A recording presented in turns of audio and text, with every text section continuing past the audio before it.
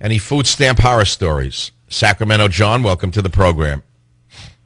Hey, John. The few people that I know that get food stamps, I have personally seen them provide food for a group gathering, from a charity group.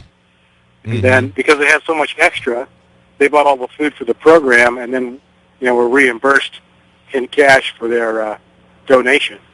Or people, buying things with their food stamps and selling them for half price for cash so they could get, cigarettes and beer.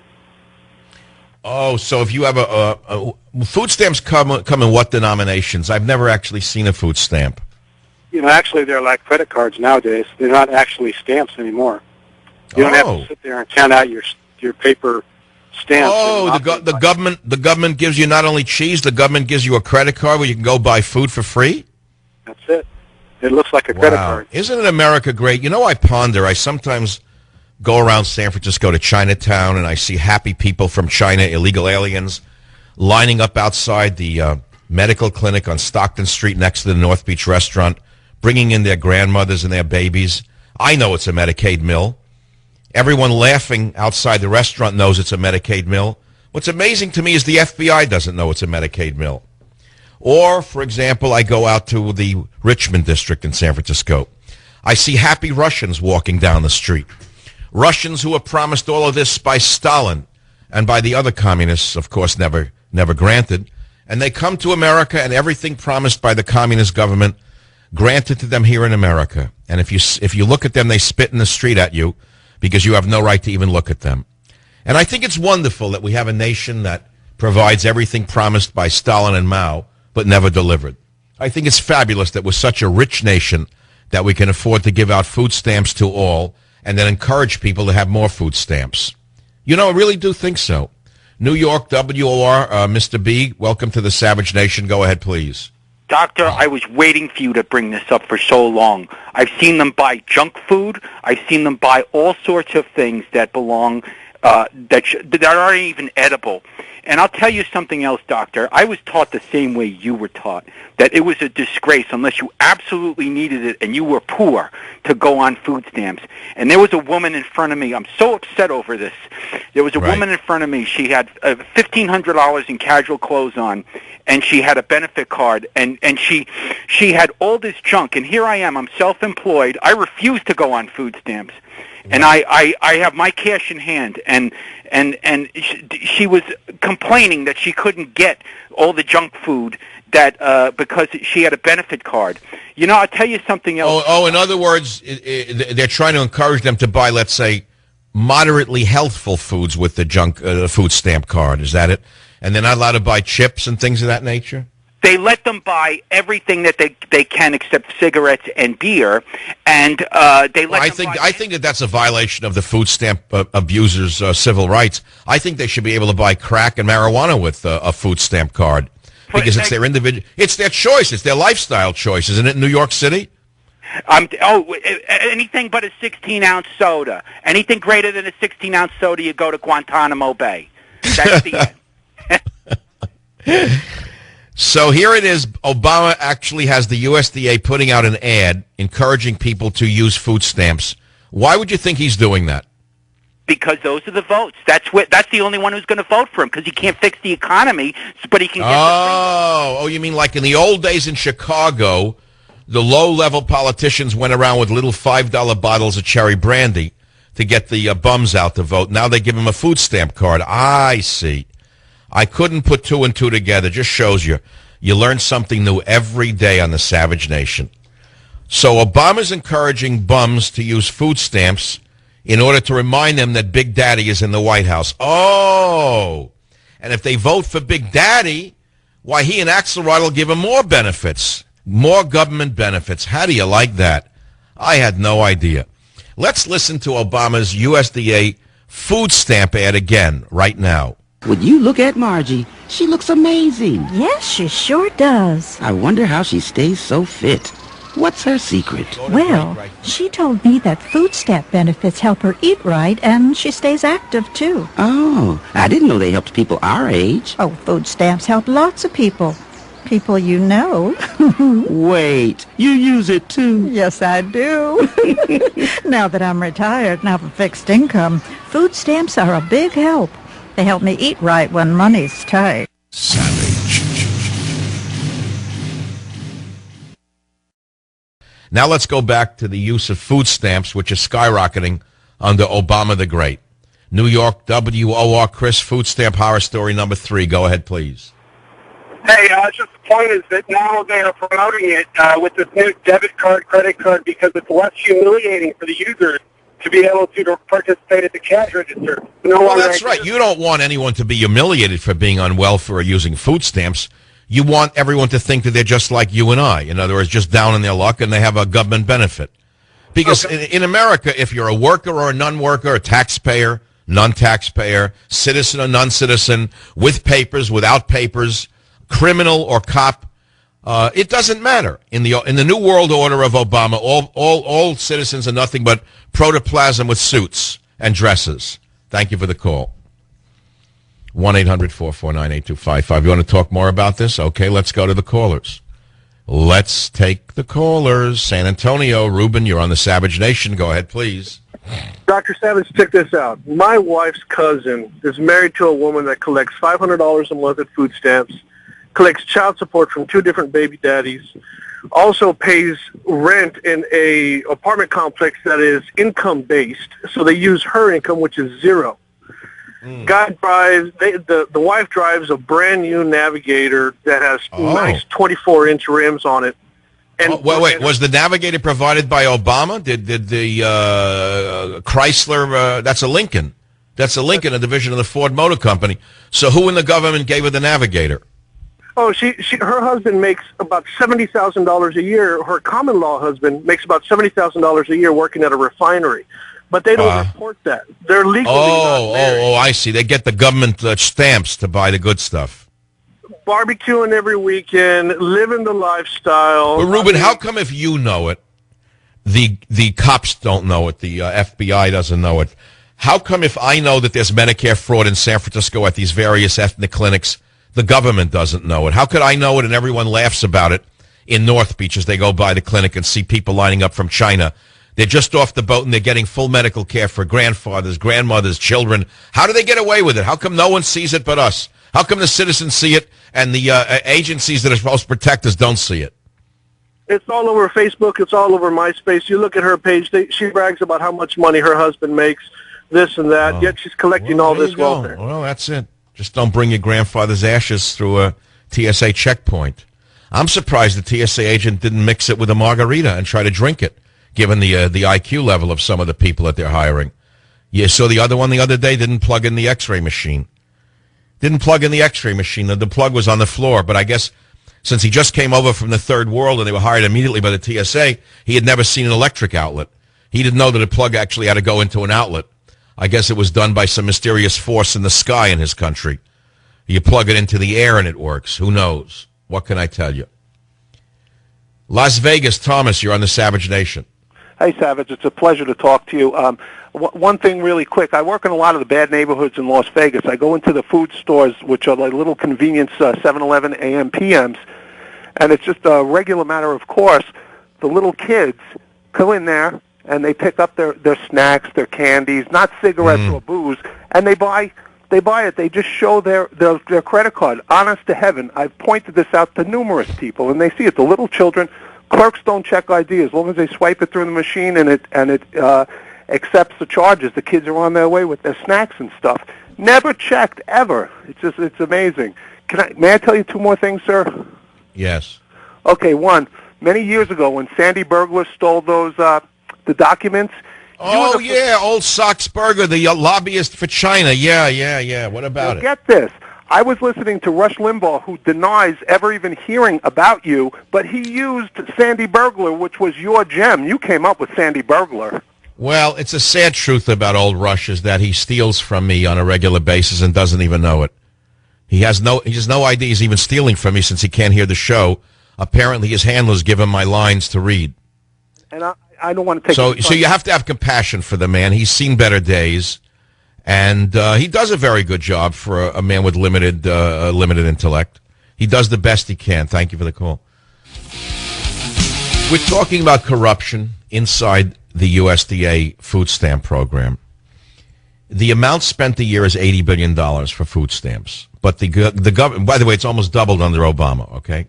But the federal government refuses to reveal what is actually purchased with food stamp money. They will not release it, claiming that it's proprietary information, which is a total lie. Now, what you have to understand is that some big businesses are lobbying on a round-the-clock basis to make certain that this information is not released. They will not release any information about where the food stamp money goes. Now, here it even gets even better, just as I suspected. In February, 7-Eleven, the great chain 7-Eleven, hired a former aide to House Speaker John Boehner, Ohio Republican, to lobby on, quote, issues related to the general application and approval process for qualified establishments serving basically food stamp recipients. So there it is. Both parties, in other words, are rolling like pigs in mud with this money, hiding behind helping the poor when in fact it's all about helping themselves. It's doubled or so under Obama. The food stamp corruption is out of control, and yet they will not release any information about where the food stamp money is going. Food stamps can be spent on goods ranging from candy to steak. They're accepted at retailers from gas stations that primarily sell potato chips. It's accepted in fried chicken restaurants, and the amount of money spent on food stamps has more than doubled under Obama. Yet, the amount of food stamps laundered into cash has increased dramatically, but government statistics will not release any of this because the government will not say which stores are doing the most business in food stamps, and they don't even know what kinds of foods those taxpayer dollars are buying. Why is this going on? Because there's lobbying by convenience stores, the U.S. Department of Agriculture, which loves the program because they administer it, it makes them bigger. And it is known as the Supplemental Nutritional Assistance Program, SNAP, all based upon you, the moron, and taxpayer funds. Top secret, $80 billion a year for food stamps, but feds won't reveal what's purchased. Great article from Sunday by Luke Rosiak in the Washington Times last Sunday. 1-800-449-8255.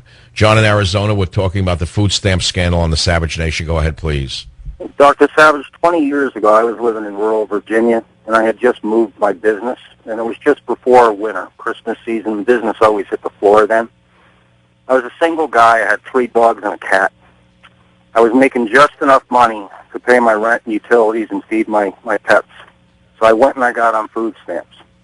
This is back when they used to give you coupons, $1, $5, $10, $20. Right. They gave me $72 a month. Right. Single person. Right. After 3 months, I got through the winter. Business picked up. I went down to the county office where I had applied. And by the way, they asked me nothing. Nothing. Just sign here. And they'd mail me these coupons every month. So after 3 months, I went down there. I brought them a check. Right. To pay, because I didn't know anything about food. I thought it was a loan. Oh. But I brought them a check to pay for the 3 months that I'd received. The woman because you have, because you have self-respect. She looked at you like you were crazy. They kept sending them to me. I said, I don't need them anymore. Here's the 3 months that I received. That's because the USDA is perhaps the most corrupt division of the United States government. That's for a whole other show another time. Okay, I understand. They wouldn't even let you get off food stamps, in other words. They sent them to me. She said, I can't stop them. I said, I don't need them. I don't want them. I said, this is one of the most embarrassing things I've ever had to do in my entire life. Well, but if you're still receiving them, you could send them to an Obama campaign recipient. They can use it to elect Obama. Why don't you send the food stamp? Why don't you send the food stamps to the DNC? They can use it for an event in Maui, for example. That's a sad story unto itself. And no one's saying you shouldn't help people who are starving. Help them temporarily. Help them get back on their feet. You know, there's an old adage which you've heard before. It's hackneyed at this point. Give a man a fishing rod, not a fish. But the government in this case is giving them not only fish, but caviar. Okay, that's not going to help anybody learn how to fish. Virginia, Angela, welcome to the program. Dr. Savage, it is an honor to speak with you. Thank you so much for taking my call. Thank you. I worked in this business for many years while I was in college, and I saw this, and I saw folks that simply brought their money, their food stamp dollars, to the cash register for change. What do you mean? They bring you a $10 food stamp and ask you to change it? And what you would do, they would buy something for $1, so even maybe a quarter, and you had to change it out with only $1 bills, with the $1 quarter, the $1 food stamps. And I see. So they turned it into cash, and they turned it into cash to. In other words, okay, I got it. They really didn't need the food stamp because they weren't in danger of starving.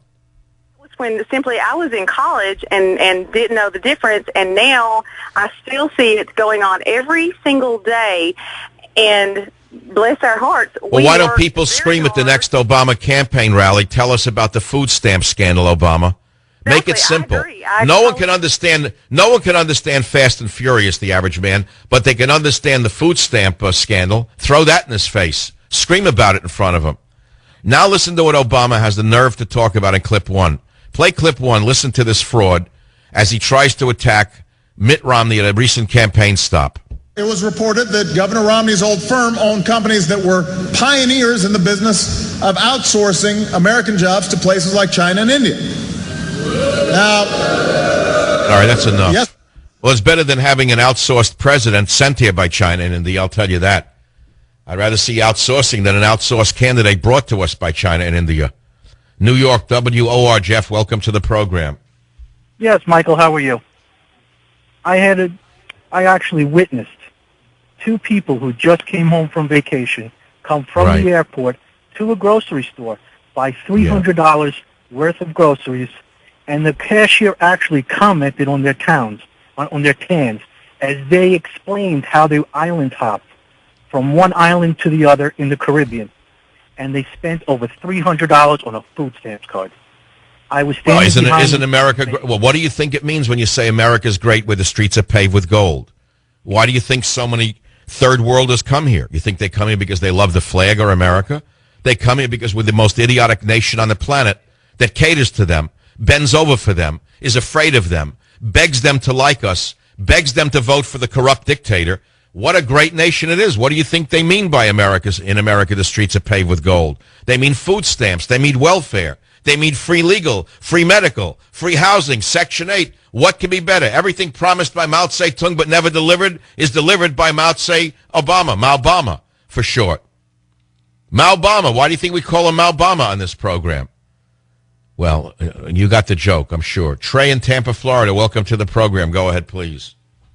Yeah, I was in the local grocery store here one night, and the lady in front of me got in an argument with the cashier. She had a couple of deli sandwiches, and these things cost like $7.50 a piece. Mm-hmm. They're great sandwiches, but I don't even buy them because they cost too much money. And the argument was whether or not she had a hot sandwich, and that's what got my attention. Is why would they be arguing over one of the sandwiches was hot? And well, because the government wants. Look, the government wants to make certain that welfare cheats and food stamp cheats eat properly. They don't care about you, the taxpayer, but you got to understand that while Obama sneaks into another fast food pit stop, he wants to tell you, and Michelle wants to tell you to eat healthfully, like Mayor Bloomberg. Someone ought to see what Bloomberg eats every day. And I would like to see Bloomberg's wine bill, for example, an alcohol bill, before we look at the Slurpee bill. We know he wouldn't drink a Slurpee at a ball game, but as I said, if you're going to ban a 32-ounce soda, which I don't drink, incidentally. In fact, long before Bloomberg knew anything about nutrition, I was writing books about it. I'm totally opposed to junk food like that, but I think it's an individual choice. If people are stupid and they want to drink it, let them drink it.